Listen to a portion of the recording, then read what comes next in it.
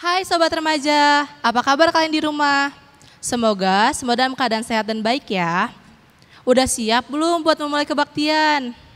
Jangan lupa siapin Alkitab dan persembahan kalian di sebelah kalian masing-masing, oke? Hari ini mari kita mengucap syukur atas kehadirat Tuhan karena atas berkatnya kita masih bisa beribadah dan bertemu teman-teman walau online. Marilah kita menyanyikan Hari Ini Kurasa Bahagia dan I Say Love.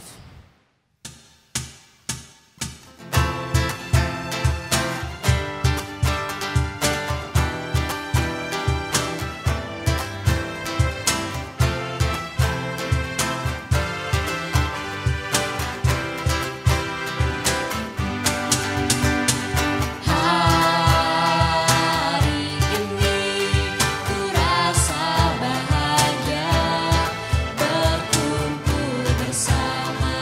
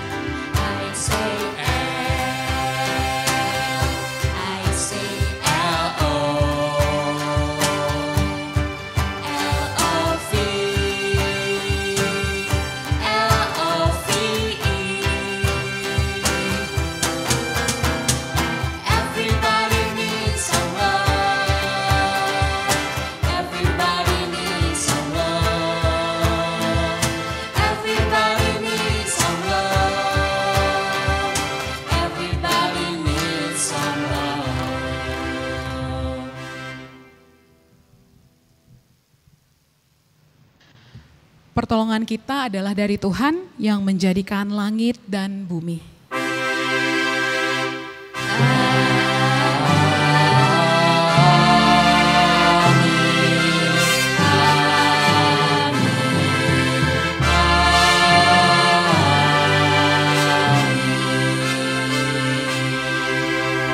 Tuhan besertamu. Dan besertamu juga.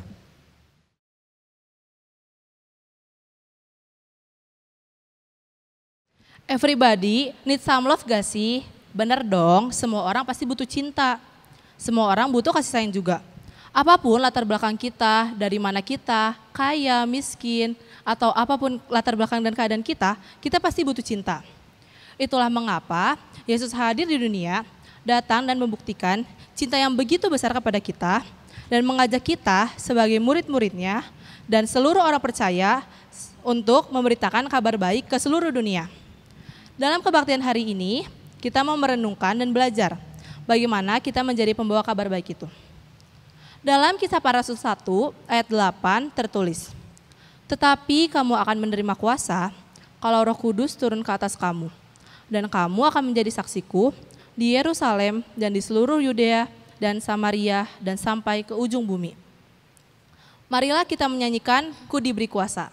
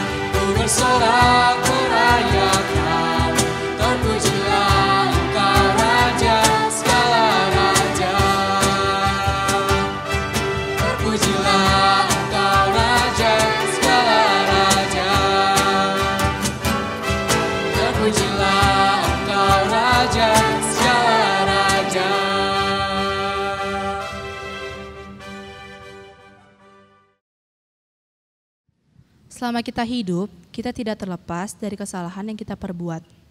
Kita seringkali atau bahkan mengulang kesalahan yang sama. Teman-teman, kita tidak punya kekuatan untuk menyucikan diri kita sendiri. Mari datang memohon pengampunan kepada Tuhan. 1 Yohanes 1 ayat 9 berkata, "Jika kita mengaku dosa kita, maka Ia adalah setia dan adil, sehingga Ia akan mengampuni segala dosa kita dan menyucikan kita dari segala kejahatan." Amin. Marilah kita bernyanyi pengakuan dosa kita dari PKJ 37 ayat 1 sampai 2.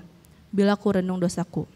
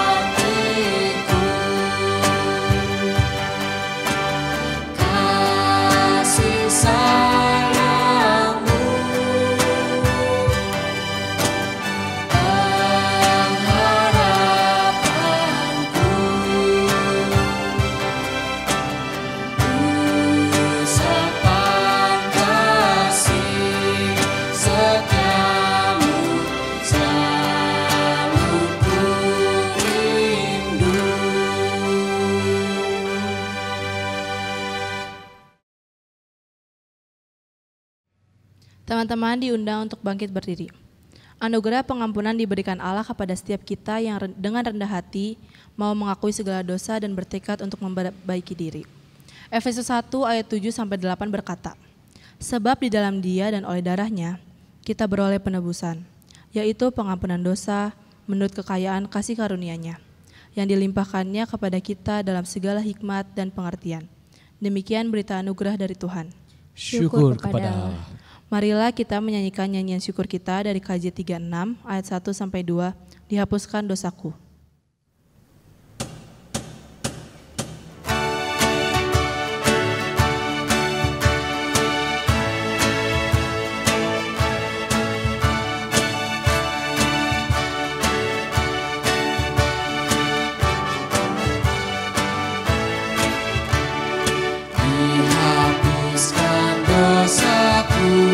Hanya oleh darah Yesus aku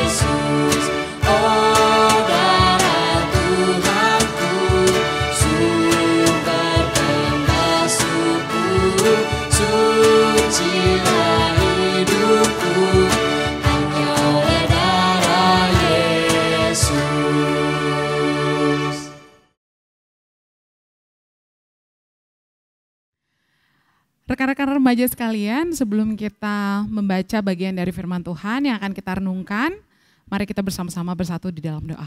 Kita berdoa.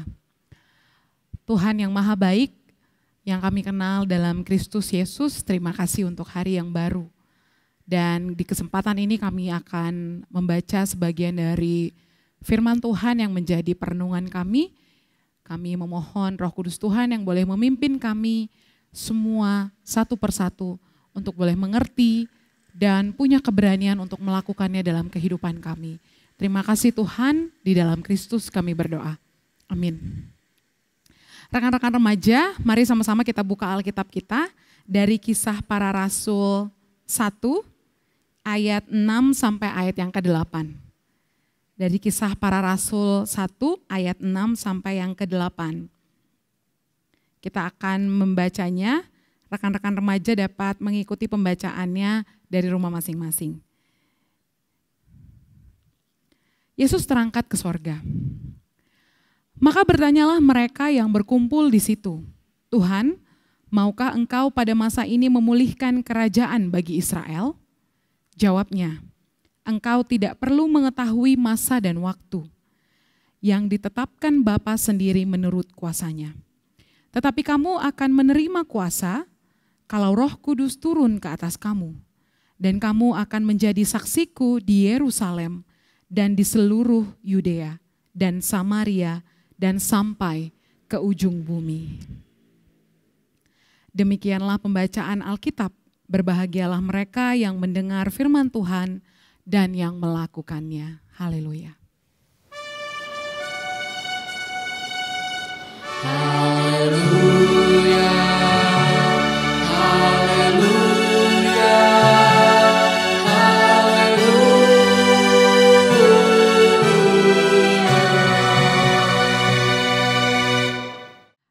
Rekan-rekan remaja sekalian, sudah di bulan April dan kita mengucap syukur kalau bulan ini juga kita bisa mengadakan kebaktian online kita. Nah, hari ini kita akan bersama-sama merenungkan dan belajar dari sebuah tema. Temanya adalah komunitas pembawa kabar baik. Bacaan kita tadi diambil dari Kisah Para Rasul 1 ayat 6 sampai 8.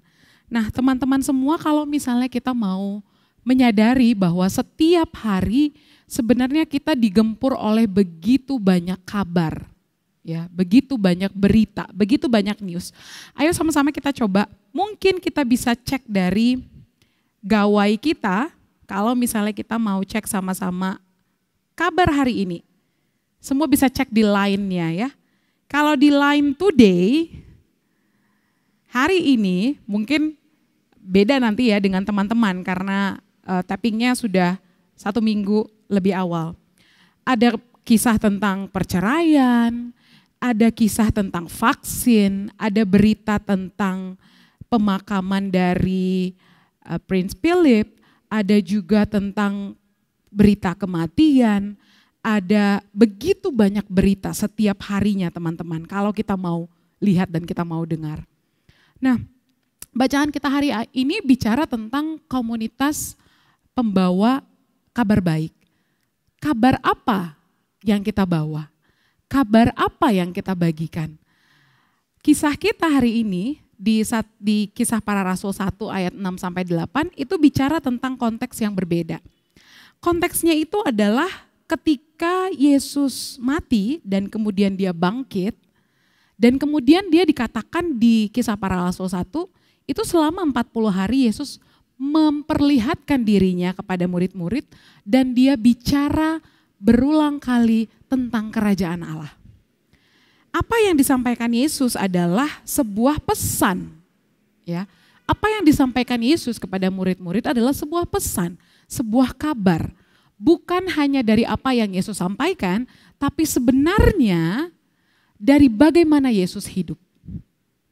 Nah, rekan-rekan remaja sekalian, kalau misal kita baca Kisah Para Rasul 1 ayat 6 sampai 8, di ayat yang ke-7 ya, di ayat yang ke-7 murid-murid itu, di ayat yang ke-6 murid-murid itu bertanya pada Yesus, Tuhan, maukah engkau pada masa ini memulihkan kerajaan bagi Israel? Pertanyaan ini menunjukkan bahwa kembali lagi murid-murid atau pengikut Kristus itu salah paham. Atau mereka juga punya keterbatasan untuk mengerti apa sebenarnya pesan yang Yesus mau sampaikan kepada mereka. Dalam bayangannya pengikut Kristus, pengikut Yesus, murid-muridnya waktu itu bahwa Yesus akan memimpin sebuah kerajaan, teman-teman. Sebuah kerajaan Israel, di mana yang diharapkan orang-orang Yahudi pada saat itu bahwa kerajaan Israel ini akan bangkit kembali, akan dipimpin oleh seorang raja yang bisa membawa mereka, kehidupan mereka kembali kepada masa kejayaannya dengan keadaan yang baik, memulihkan kerajaan ini. Tapi pesan Yesus sebenarnya bukan tentang kerajaan yang seperti itu. Kerajaan di mana sebuah kerajaan yang ada gedungnya seperti itu ya. Bukan itu maksud Yesus. Tapi maksud Yesus sebenarnya adalah bicara tentang kerajaan dalam teks ini, dalam semua yang Yesus sampaikan. Sebenarnya kerajaan itu bicara tentang bahwa di dalam kehidupan itu, bahwa dalam kehidupan mereka ditandai dengan hadirnya persekutuan kasih dari Allah Bapa, Anak, dan Roh Kudus. Maksud Yesus sebenarnya bicara tentang keadaannya. Keadaan, situasinya di mana di dalamnya itu tercermin persekutuan kasih. Sedangkan murid-murid membayangkan tentang sebuah kerajaan yang memang berdiri seperti itu ya. Tapi Yesus maksud bukan itu. Bukan kerajaan bahwa saya nanti akan seperti seorang raja yang akan memimpin kerajaan Israel. Jadi ada kesulitan ya, ada keterbatasan murid-murid untuk mengerti sebenarnya pesan yang disampaikan oleh Yesus. Itulah mengapa teman-teman ketika Yesus mati, murid-murid atau pengikut-pengikutnya itu merasa desperado gitu ya. Ya, orang yang tadinya sudah dianggap, sudah diyakini bahwa dia yang akan membawa, yang akan memimpin kerajaan ini kembali, tapi ternyata dia mati. Jadi pupus sudah harapan mereka. Padahal kan Yesus bukan bermaksud seperti itu. Tapi ketika dia bangkit dan dia menunjukkan diri kepada murid-muridnya, kepada pengikut-pengikutnya, maka harapan itu muncul, teman-teman remaja. Bahwa Yesus bukan memimpin seperti yang mereka bayangkan, tapi kerajaan yang dimaksud, kerajaan Allah yang dimaksud adalah bagaimana kehidupan murid-murid, orang-orang yang mengikut Yesus sebenarnya menunjukkan, mencontohkan bagaimana kasih itu dalam persekutuan Allah Bapa, Anak dan Roh Kudus itu nyata, itu terlihat, itu terasa. Jadi teman-teman kalau dikatakan demikian maka yang paling nyata yang bisa dilihat adalah cara hidup. Cara hidup murid-murid, cara hidup pengikut Yesus. Seperti apa mereka hidup. Itulah kenapa tentunya kalau mengandalkan manusia, mengandalkan murid-murid tentunya enggak mampu untuk bisa melakukan itu. Tapi Yesus sampaikan bahwa tetapi kamu di ayat 8, kamu akan menerima kuasa kalau Roh Kudus turun ke atas kamu dan kamu akan menjadi saksiku, ya. Menjadi saksi itu berarti menjadi seorang yang menyatakan, menjadi seorang yang menjadi contoh, gitu ya. Untuk menjadi saksiku di Yerusalem dan di seluruh Yudea dan Samaria dan sampai ke ujung bumi. Maka teman-teman kalau dikatakan komunitas sebagai pembawa kabar baik, komunitas sebagai komunitas yang membawa misi Allah, komunitas yang menjadi pelaku firman Tuhan, sehingga dari semua yang kita hidupi itu, semua yang kita tunjukkan itu, satu hal yang terlihat, kasih Kristus ada di dalam persekutuan itu. Maka seperti apa kita menghidupi kehidupan kita sehari-hari? Jangan-jangan mungkin selama ini kita juga salah sangka, begitu ya. Seperti apa kita menghidupi persekutuan kasih dalam hidup kita sehari-hari? Sederhana, sangat sederhana. Walau mungkin kita semua tertantang gitu ya untuk melaksanakan. Sangat sederhana. Sederhananya seperti apa Kak Lena? Sederhananya adalah lakukan apa yang Yesus lakukan dalam kehidupan kita sehari-hari. Di Amerika Serikat pada satu waktu ada satu tagline yang sangat terkenal, bahkan sampai di Indonesia juga kita mengenal tagline ini mungkin di sekitar tahun 90-an atau 2000 seperti itu. Ada tagline yang berbunyi, What would Jesus do? Kalau teman-teman ada gelangnya seperti itu ya, WWJD gitu. What would Jesus do? Jadi dalam setiap kehidupan kita, dalam setiap pengalaman kita, dalam setiap hal-hal yang kita hadapi di kehidupan kita, satu hal yang mungkin perlu selalu menjadi alarm bagi kita adalah pertanyaan ini, what would Jesus do? Dalam kisah kehidupan Yesus kita lihat bagaimana Yesus ketika dia bertemu dengan perempuan berdosa, yang pada waktu itu settingnya sepertinya orang-orang itu sudah mau menghakimi ya, sudah menghakimi orang ini. Tapi perempuan ini kemudian datang kepada Yesus dan Yesus katakan bahwa siapapun dari antara kamu yang tidak berdosa boleh melempar batu pertama kali kepada perempuan ini. Dan semua kemudian tidak melakukan apa-apa. Itu yang Yesus lakukan kepada perempuan berdosa ini yang dicatatkan di dalam Alkitab. Maka kita perlu sadar bahwa semua kita pasti punya kesalahan, pasti punya keterbatasan. Murid-murid pun yang sudah sebegitu waktu hidup bersama Yesus, mereka punya keterbatasan untuk memahami sebenarnya apa yang Yesus maksud. Maka kita semua pun demikian, teman-teman. Dan ketika kita berhadapan dengan orang-orang yang melakukan kesalahan, orang-orang yang terbatas untuk memahami kita, bertemu dengan orang-orang yang mungkin melakukan sesuatu yang membuat kita sangat jengkel gitu ya.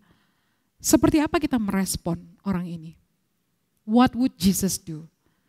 Itu yang akan saya lakukan, itu yang akan saya berusaha untuk lakukan.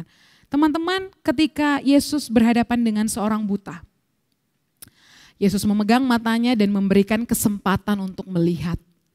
Maka buta ini dalam kehidupan kita sekarang mungkin bukan hanya orang yang buta secara fisik matanya tidak bisa melihat, tapi untuk orang-orang yang ternyata punya keterbatasan untuk melihat atau melakukan apa yang benar, melihat kebenaran itu sendiri. Seperti apa respon kita? Apakah kemudian kita akan ngotot seperti itu, menyatakan kalau enggak kamu salah, saya yang benar, atau seperti apa? Yesus memberikan kesempatan baginya untuk melihat. Kita yang hidup saat ini, apa yang akan menjadi respon kita? Saya yakin bahwa kita semua tidak memilih jalan untuk ngotot ya, untuk menyatakan bahwa saya yang benar dan kamu yang salah. Tapi kita memberikan kesempatan, berarti kita memberikan penjelasan, berarti kita terbuka untuk membangun komunikasi dengan orang lain. Menyatakan pendapat kita, menyatakan pandangan kita tanpa memojokkan orang lain. Menyatakan ide-ide kita, pendapat kita, opini kita tanpa menyalahkan orang lain, tanpa menyatakan bahwa ide orang lain itu buruk dan ide saya itu baik. Tentu kita tidak akan melakukan itu, tapi kita membangun komunikasi secara terbuka. Teman-teman, ketika Yesus bertemu dengan orang sakit yang bertahun-tahun lamanya, Yesus berikan kesembuhan. Bagaimana dengan kita saat ini? Ketika kita merespon orang-orang sakit di sekitar kita, orang sakit tubuh misalnya, apakah mereka hadir dalam doa kita? Apakah ada waktu yang kita luangkan untuk bertanya, hei apa kabar? Gimana? Sudah lebih baik, aku berdoa untukmu. Sakit bukan hanya sakit fisik, tapi sakit juga bisa sakit sesuatu yang tidak terlihat. Ada mental yang terluka, ada hati-hati yang terluka. Apakah selama ini kehadiran kita, ucapan kita, perlakuan kita adalah ucapan perlakuan yang memberikan pemulihan, membawa pemulihan kepada orang-orang yang sakit hatinya, atau justru keberadaan kita, sikap kita, ucapan kita justru membuat orang lain sakit daripada sembuh. Ketika Yesus melihat kecurangan di bait Allah, ada sekelompok orang yang kemudian mencoba untuk mencari keuntungan di balik kesulitan orang lain, di balik struggle-nya orang lain. Maka Yesus menyatakan pada waktu itu, dia ungkapkan dengan sangat tegas bahwa itu adalah sesuatu yang salah. Ketika Yesus melihat kecurangan terjadi. Rekan-rekan remaja, ketika kita melihat kecurangan terjadi dalam kehidupan kita sekarang, apa yang menjadi pilihan kita? Apakah kita diam? Apakah kita mencoba untuk menutup mata, pura-pura nggak ngeliat gitu ya? Atau bahkan kita terlibat dalam kecurangan? What would Jesus do? Apa yang akan Yesus lakukan? Maka dengan senantiasa mengingat dan menjadikan tagline what would Jesus do sebagai alarm kita, itu senantiasa mengingatkan kita setiap hari untuk merespon sebagaimana Yesus merespon. Untuk setiap situasi, setiap pengalaman, setiap kondisi yang kita hadapi dalam kehidupan kita. Itu yang akan membawa kita sebagai komunitas yang membawa kabar baik. Dan semoga ini bukan hanya menjadi sebuah angan-angan, tapi kita diberikan keberanian oleh Roh Kudus sendiri untuk menyatakannya dalam kehidupan kita sehari-hari. Maka teman-teman remaja, selamat menjadi saksi Kristus. Mari kita mulai dari diri kita dan komunitas kita dalam komisi remaja sendiri secara khusus, sehingga kasih Kristus itu memancar dan menerangi sekitar kita. Amin. Mari kita berdoa. Tuhan, terima kasih, dan biar kiranya Roh Kudus-Mu yang menguatkan kami untuk bisa melakukan firman-Mu dalam kehidupan kami sehari-hari. Berikan kami keberanian Tuhan, berikan kami kemampuan, dan sertai kami, teguhkan hati kami, karena kami mau senantiasa belajar menjadi pelaku firman Tuhan di masa muda kami, bahkan seumur hidup kami. Terima kasih Tuhan yang Maha Baik, dalam Kristus kami berdoa. Amin.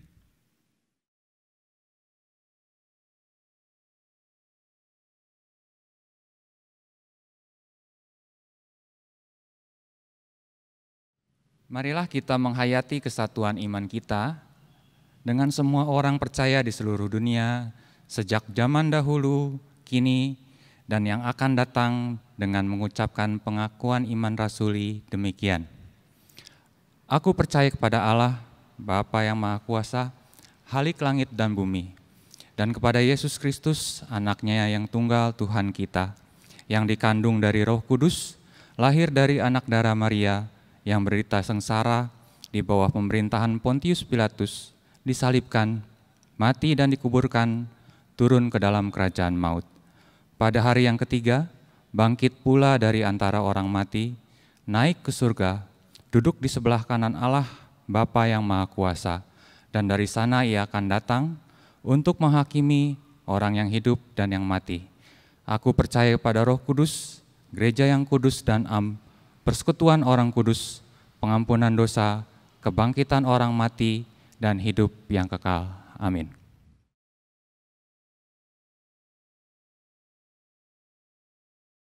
Mari kita bersatu dalam doa syafaat kita. Tuhan yang Maha Baik, yang kami kenal dalam Kristus Yesus, terima kasih untuk pengingat dalam kebaktian kami hari ini. Terima kasih untuk waktu boleh memuji Tuhan bersama-sama. Terima kasih untuk waktu, untuk kesempatan hidup di hari ini. Dan biar kiranya sepanjang hari ini kami pun boleh terus menjadi saksi kebaikan Tuhan. Lewat ucapan, lewat perkataan, lewat perbuatan kami. Tuhan, kami mau berdoa hari ini untuk setiap rekan-rekan remaja, komisi remaja Maulana Yusuf. Ada beberapa dari teman kami yang sudah memulai ujian mereka untuk masuk perguruan tinggi. Ada beberapa dari teman kami yang juga terus mempersiapkan diri mereka untuk masuk ke perguruan tinggi. Tuhan, kami percaya dan kami menyerahkannya ke dalam tangan-Mu, bahwa Tuhan Engkau merancangkan semua hal yang baik untuk kehidupan mereka. Dan setiap orang yang bersandar pada pengertian Tuhan akan memperoleh hikmat itu untuk mengerti apa yang Tuhan ingin mereka lakukan dalam kehidupan mereka. Kami menyerahkan mereka ke dalam tangan-Mu, mempercayakan mereka dalam tangan-Mu, Tuhan yang berikan kesehatan, kemampuan, dan semangat untuk terus berupaya melakukan yang terbaik. Kami juga mau berdoa untuk teman-teman kami yang juga di masa persekolahan mereka saat ini mereka menghadapi ujian-ujian untuk kenaikan kelas atau juga untuk mempersiapkan diri mereka untuk ke jenjang berikutnya. Kami berdoa ada kekuatan dari Tuhan, ada kegembiraan dari Tuhan yang boleh mengalir dalam kehidupan mereka sehingga mereka boleh terus menjalani bagian mereka dengan penuh ucapan syukur. Tuhan, kami juga mau berdoa untuk setiap keluarga-keluarga yang ada. Biar mereka juga Tuhan semua orang tua, anak punya kesehatian di dalam Kristus. Biar dalam kehidupan keluarga kami boleh senantiasa melihat bagaimana persekutuan kasih itu boleh nyata dalam setiap keluarga-keluarga yang ada. Hubungan kami dengan orang tua kami Tuhan, dengan saudara-saudara kami, biar kiranya kami pun boleh semakin dimampukan untuk membangun hubungan yang baik, untuk membangun hubungan yang kuat, yang berakar di dalam kasih Tuhan. Terima kasih Tuhan Yesus yang maha baik. Bahkan kami mau berdoa juga untuk setiap calon pengurus yang sudah bergabung, yang sudah mulai melakukan bagian mereka. Kami mengucap syukur untuk setiap rekan remaja yang memberikan hatinya untuk menjadi pengurus, yang memberikan waktunya untuk mau melayani Tuhan dalam kepengurusan ini. Berdoa untuk mereka semua, ada semangat, ada sukacita, untuk boleh memberi yang terbaik bagi Tuhan. Dan untuk teman-teman kami yang sudah tidak lagi melanjutkan kepengurusan mereka, kami mengucap syukur untuk setiap hal yang mereka boleh berikan selama mereka menjadi pengurus. Dan kami percaya bahwa walaupun mereka tidak menjadi pengurus lagi untuk tahun ini, tapi kami percaya semangat melayani mereka boleh terlihat dalam setiap hal yang mereka lakukan. Terima kasih Tuhan, ini doa kami serahkan semua di dalam tangan-Mu, tangan Tuhan kami yang penuh kasih. Dalam Kristus kami berdoa. Amin.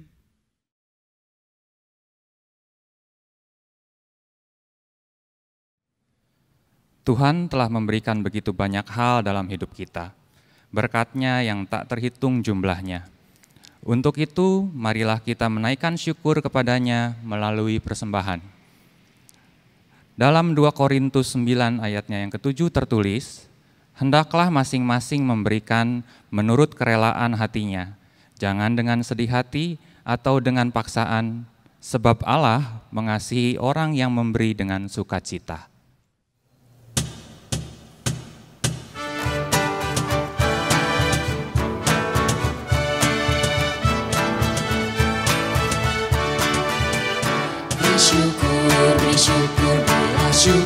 Beri syukur, susah ataupun senang beri syukur.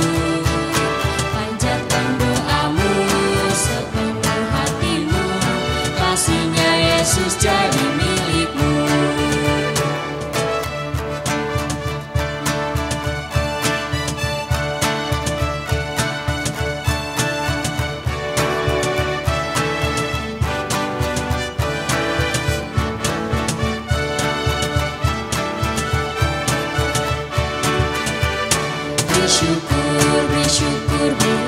Beri syukur, susah ataupun senang beri syukur.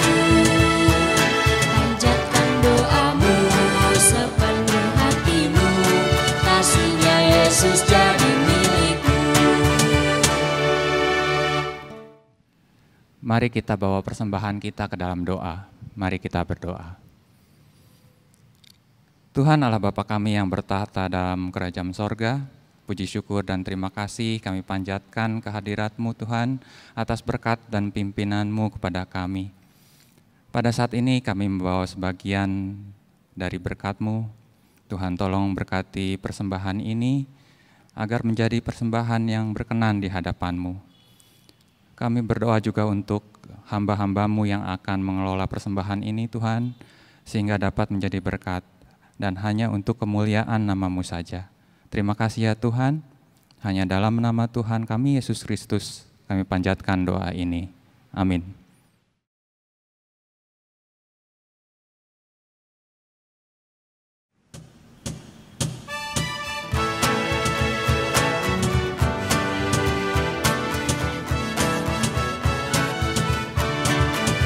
Tuhan mengutus kita ke dalam dunia, bawa pelita kepada yang gelap. Meski dihina serta dilanda duka, harus melayani dengan sepenuh. Dengan senang, marilah kita melayani umatnya. Dengan senang,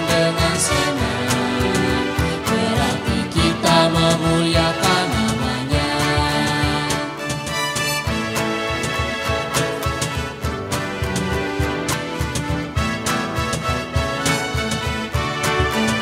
Tuhan mengutus kita ke dalam dunia, bagi yang sakit dan tubuhnya lemah. Meski dihina serta dilanda duka, harus melayani dengan sepenuh. Dengan senang, marilah kita melayani umatnya. Dengan senang, berarti kita memuliakan namanya. Arahkanlah hatimu kepada Tuhan, Kami mengarahkan hati kami kepada Tuhan. jadilah saksi Kristus. Syukur kepada Allah, Terpujilah Tuhan. kini dan selamanya. Mari rekan-rekan remaja semua, kita memperoleh berkat daripada Tuhan, anugerah dan sejahtera dari Allah Bapa dan kasih Tuhan Yesus Kristus, serta persekutuan Roh Kudus, senantiasa menyertai kehidupan kita dari sekarang sampai selama-lamanya.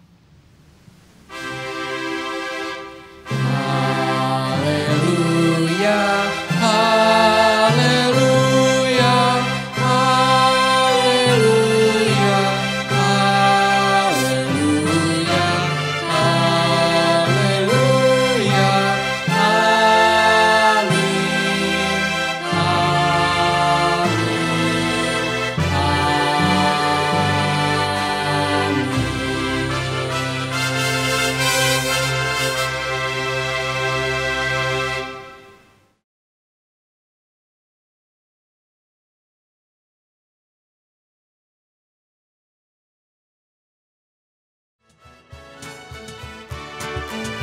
Tuhan mengutus kita ke dalam dunia, bagi yang sakit dan